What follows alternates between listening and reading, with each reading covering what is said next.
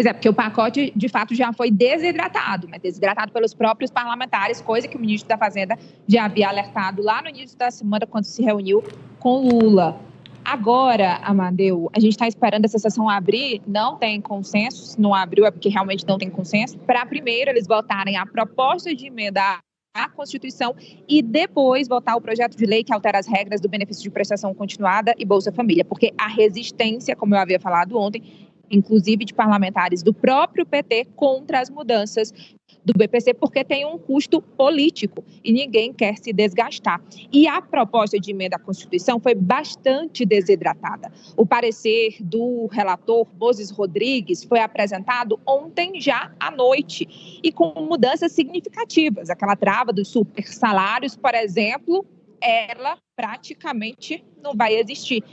Ao invés de um projeto de lei complementar para estabelecer isso e os salários dos servidores públicos não ultrapassarem o teto do funcionalismo, que é de R$ 44 mil atualmente, eles alteraram, o relator alterou e agora estabeleceu que isso vai ser debatido por meio de um projeto de lei ordinário, o que facilita a flexibilização. Ontem, aqui no plenário, tinha representantes da Justiça, dos tribunais, né, de justiça, do Conselho Nacional de Justiça e também do Ministério Público, que comemoraram essa decisão. Também outra mudança que foi feita, além o abono salarial, por exemplo, agora, quem ganha até 2 salários mínimos tem direito ao abono salarial, que é uma espécie de 14º salário. Com as mudanças, quem ganha até 1 salário mínimo e meio vai ter direito ao abono. Lembrando que, com as mudanças, também não vai ter reajuste em ganho real do salário mínimo, apenas ajustado pelo índice da inflação. Também, Fundeb, o governo propôs uma cota para o ensino integral de 20%. Já o Congresso reduziu isso em 2025 para 10% e só em 2026, a partir de 4%, seria o mínimo. Como eu havia falado, outro projeto é do benefício de prestação continuada. Esse também há muita resistência, porque as regras atuais, elas permitem que o beneficiário ele possa receber com os reajustes e os ganhos reais do salário mínimo. Com as mudanças, isso vai passar a mudar. O importante é que o relator decidiu manter as regras atuais, boa parte das regras atuais, e isso não vai gerar quase nenhum tipo de economia. Uma informação em primeira mão é que quando eles terminarem aqui, já está tudo acertado para ter sessão no Senado, para ser aprovado, eles querem aprovar ainda hoje, e o relator desta PEC no Senado Federal será o senador Marcelo Castro, do MDB, do Piauí. Muita desidratação, Ari, quer dizer, o corte que era para ser assim, profundo, tá rasinho.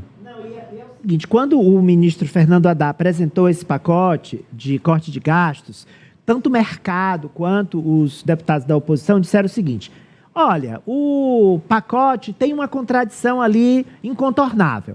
Ele prevê uma economia, mas ao mesmo tempo ele isenta quem vai pagar o imposto de renda, quem ganha até R$5 mil por mês. E o que o governo vai perder de arrecadação, mais de 40 bilhões de reais, anula o que vai economizar do outro lado, embora o ministro Haddad tenha explicado que essa perda de arrecadação seria compensada com o aumento de imposto para quem ganha mais de R$50 mil por mês. Aí disseram, não. Isenção de imposto de renda de jeito nenhum. Ok. Política de valorização do salário mínimo, aprovada, a gente comentou aqui, disse que era um avanço para quem ganha menos. Política de valorização real do salário mínimo, não. Vamos cortar isso também. O telespectador, o ouvinte, o internauta, ele não é burro. Ele percebeu que cortou o que beneficiava os mais vulneráveis e manteve aquilo que beneficia quem tem mais grana. Por quê? Porque o nosso Congresso, ele representa apenas e tão somente a elite desse país. Estou falando assim, grosso modo, de maneira resumida, porque é essa a impressão que você tem e é a impressão que eu tenho também. Só para os pobres que a conta chega, França, é isso? É isso, Amadeu. Eles não estão preocupados com o bem-estar social da população brasileira. Em relação a esse pacote de cortes de gastos, assim que o ministro, a equipe econômica do governo Lula apresentou, eles sinalizavam que não era suficiente. Aí chega para a discussão e há uma resistência, inclusive, em aprovar esses pontos que o governo federal colocou. Então, não dá para saber do que o Congresso quer, inclusive. E em relação ao mercado, Amadeu, eu vou bater a real aqui.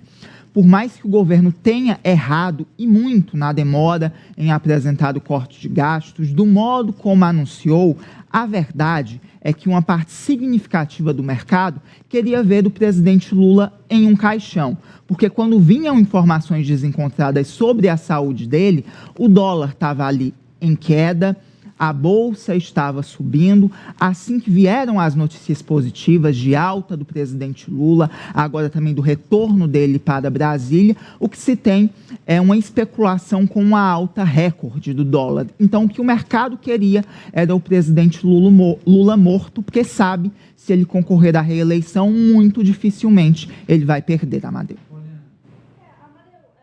Realmente, acho que um dos momentos que o presidente Lula está enfrentando o mais complicado.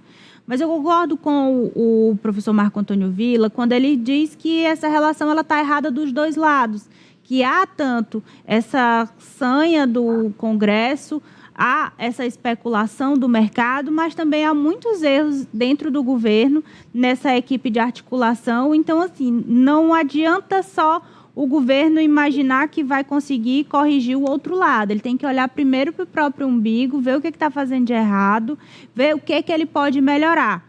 Do outro lado, a gente não tem como esperar muita coisa, né? Porque não é o foco deles pensar no Brasil, né? O foco é pensar no próprio bolso.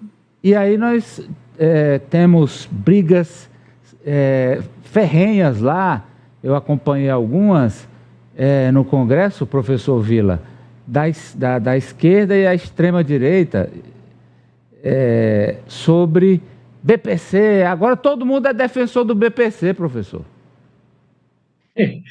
A gente sabe, quando isso foi discutido no governo anterior, né, em certo momento queriam quase que eliminar o BPC, né?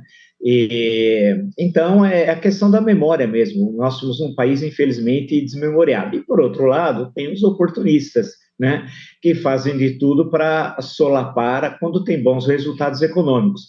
Agora, isso é importante para quem nos acompanha, entender como é que funciona a política, porque uma das razões também, são tantas, dessa turbulência que estamos vivendo no final do ano, especialmente em relação ao câmbio, é porque o governo é frágil no Congresso. Se o governo tivesse uma bancada maior na Câmara dos Deputados e uma bancada maior no Senado Federal, e certamente toda essa turbulência ela seria muito mais leve ou quase que inexistente, porque o chamado mercado saberia que o pacote, o conjunto de medidas, melhor dizendo, o pacote é uma expressão do passado, não é muito bom, mas o conjunto de medidas seria aprovado e até melhorado, né? Mas não, a situação é o governo tem uma base muito frágil, não tem maioria, tem minoria e depende de articulações de última hora e dos eternos jabutis que entra, que sai de todos os processos. No caso dos gastos, idem, né?